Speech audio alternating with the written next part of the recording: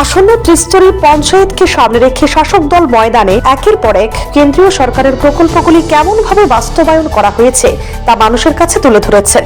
নির্বাচনী প্রচারে আনন্দবাজার শেডের শনিবার উপস্থিত ছিলেন প্রাক্তন কেন্দ্রীয় প্রতিমন্ত্রী প্রতিমা ভৌমিক, এলাকার বিশিষ্ট হৃদরোগ বিশেষজ্ঞ ডাক্তার তমজিৎ নাথ, 13 নম্বর জেলা পরিষদের আসনের প্রার্থী প্রশান্ত দেবনাথ। তাছাড়া উপস্থিত ছিলেন রাজনগরের প্রভারী হারানচন্দ্র দাস প্রমুখ।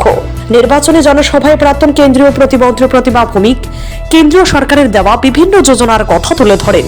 আগে বামফ্রন্টের নেতাদের পাওয়া যেত না, এখন ভারতীয় জনতা পার্টির প্রত্যেকটি কার্যকর্তা মানুষের কাছে থেকে মানুষের জন্য কাজ করে চলেছে। কেন্দ্রে মোদী সরকার আসার পর গত 5 বছরে যুবরাজনগর এলাকায় প্রধানমন্ত্রী যোজনা 468টি ঘর হয়েছে এই রাজনগর পঞ্চায়েতে। ঘরে ঘরে মহিলাদের সুবিধার জন্য পানীয় জল পৌঁছে গেছে। রাজ্যের 71% পঞ্চায়েতে বিনা প্রতিদ্বন্দ্বিতায় ভারতীয় জনতা পার্টির প্রতিনিধিরা জয়ী হয়ে গেছেন। তবুও গণতান্ত্রিক ব্যবস্থাকে সম্মান জানাতে বিভিন্ন পঞ্চায়েতে ভোট হচ্ছে। আগামী পঞ্চায়েত নির্বাচনে ভালো কিছু পাওয়ার জন্য ভারতীয় জনতা পার্টির প্রতিনিধিদের বিপুল ভোটে জয়যুক্ত করার তিনি আহ্বান জানান। 700 টাকা 25 বছরে ভাতা কত? 700 টাকা। 8 বছরে ভাতা 2000 কত টাকা রে? 1300 টাকা।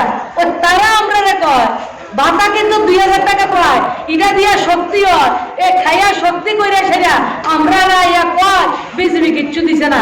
মানে মানুষের তো একটা কয় যার নুন খায় তার গুণ গাম লাগে, নাইলে ভগবান বেরাজি গো তার অবস্থায় জায়গা যাই বসে এর লাগে ভিন্ন বুঝছে গেছে গা আরো যাইবে। কৃষক সম্মান নিধি কত পাই আমরা? কৃষক সম্মান নিধি 6000 টাকা। একটা গুড নিউজ দিতাম, হ্যাঁ মোদীজি কইছে 6000 টাকা কৃষক সম্মান নিধি পায়।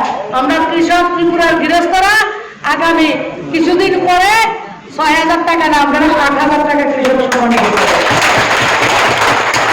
আমরা যারা বর্গাদার জমি করি আমরা কৃষক সম্মান নিধি পাই না।